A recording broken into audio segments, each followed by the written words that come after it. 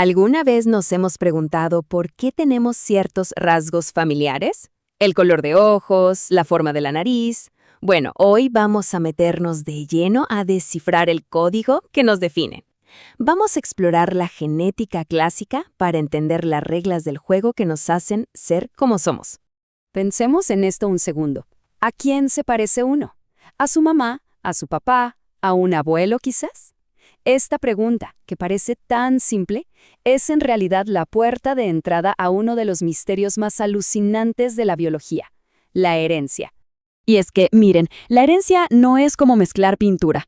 Uno pensaría que sí, pero no. Fíjense en este árbol genealógico. Un rasgo, el color, está ahí en la primera generación. Luego, en la segunda, desaparece por completo. Y de repente, ¡pum!, reaparece intacto en la tercera. ¿Cómo es posible esto? ¿Dónde se estuvo escondiendo toda esa información? Esa es la pregunta que vamos a responder hoy. Muy bien. Para encontrar la respuesta, primero tenemos que entender dónde se guardan estas instrucciones. Así que vamos a hacer un viaje al interior de nuestras células para descubrir la arquitectura de la herencia. A ver, empecemos por lo grande, la célula. Adentro de la célula están los cromosomas, que son como ovillos de lana súper apretados de ADN. Si le hacemos zoom a un cromosoma, encontramos un lugar específico, un locus, que es como la dirección de una casa. ¿Y quién vive en esa casa? Los alelos. Los alelos son, simplemente, las diferentes versiones de un mismo gen. Por ejemplo, para el gen color de ojos, podría haber un alelo azul y otro alelo marrón. Listo, ya conocemos a las piezas del tablero, los alelos. Ahora sí, vamos a la siguiente parte para descubrir las reglas del juego. Hay que ver qué alelos ganan y cómo se combinan para crear los rasgos que vemos. Y aquí va la primera regla, y es fundamental. Hay que diferenciar entre el genotipo, que es el código interno, la combinación de alelos que heredamos, y el fenotipo, que es lo que vemos por fuera, el resultado. El genotipo es la receta, el fenotipo es el pastel ya hecho. Y esa receta, el genotipo, puede venir de dos formas. Si un organismo hereda dos alelos idénticos, por ejemplo, dos para liso, se le llama homocigoto. Es una línea pura.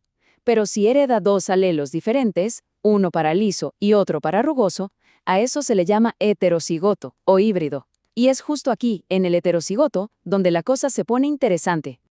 Y esto nos lleva directo al famoso experimento de Mendel. Él cruzó una planta de guisantes lisos de línea pura con una de guisantes rugosos. En la primera generación, la F1, ¿saben qué pasó? Todos los descendientes salieron lisos. El rasgo rugoso pareció esfumarse. Pero ojo, al cruzar estas plantas, F1 entre sí, el rasgo rugoso volvió a aparecer en la segunda generación. Y no de cualquier manera, sino en una proporción matemática súper exacta, 3 lisos por cada rugoso.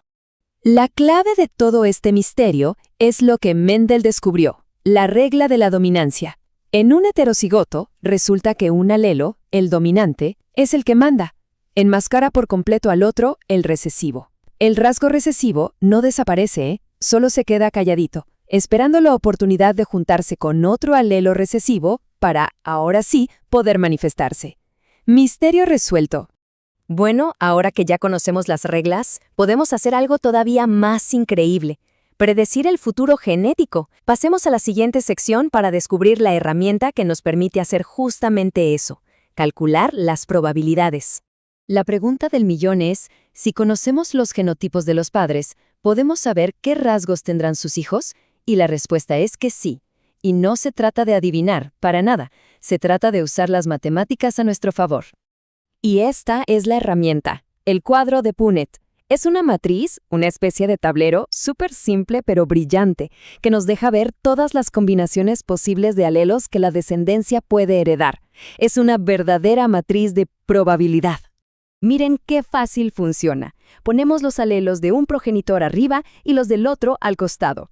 Y después simplemente llenamos las casillas combinándolos. Cada una de esas 4 casillas representa un 25% de probabilidad para esa combinación genética. Simple pero increíblemente poderoso. A ver, veamos un ejemplo. Si cruzamos 2 líneas puras, una con 2 alelos dominantes y la otra con 2 recesivos, el cuadro de Punnett predice que el 100% de la descendencia será heterocigota, o sea, todos tendrán un alelo de cada tipo, y por lo tanto, todos mostrarán el rasgo dominante. Esto explica a la perfección lo que le pasó a Mendel con su primera generación. Ahora, un cruce un poquito más complejo, un individuo de línea pura con uno híbrido. El cuadro nos muestra un resultado distinto. Predice un 50% de probabilidad de heredar el fenotipo blanco y un 50% para el ocre. La matemática genética no falla, nos da las probabilidades exactas. Bueno, hemos viajado desde el misterio de un rasgo familiar hasta la certeza matemática de un cuadro de Punnett. Ahora vamos a dar un paso atrás para sintetizar todo esto y ver la foto completa del plano de la vida. Por supuesto, las reglas que vimos son la base, pero la genética es muchísimo más rica. Existen cosas como la codominancia, donde ningún alelo domina y los dos se expresan al mismo tiempo. O la poliploidía, como en las fresas, que pueden tener hasta 8 juegos de cromosomas. La naturaleza siempre tiene un as bajo la manga. Al final, todo se resume en 3 ideas muy poderosas. 1. El código interno, el genotipo, es el que dicta cómo nos vemos por fuera. 2. La herencia no es una mezcla al azar, sino un juego de probabilidades que podemos calcular. Y 3. Los alelos recesivos, esos que se ocultan, son la clave para que la diversidad genética sobreviva y salte entre generaciones. Y cerramos con esta reflexión. Si estas reglas, tan elegantes y simples, explican la herencia en una planta o en una persona, ¿cómo es que estos mismos principios fundamentales, al escalar, dan lugar a la increíble y casi infinita complejidad y diversidad de toda la vida en la Tierra? Es algo en lo que de verdad vale la pena pensar.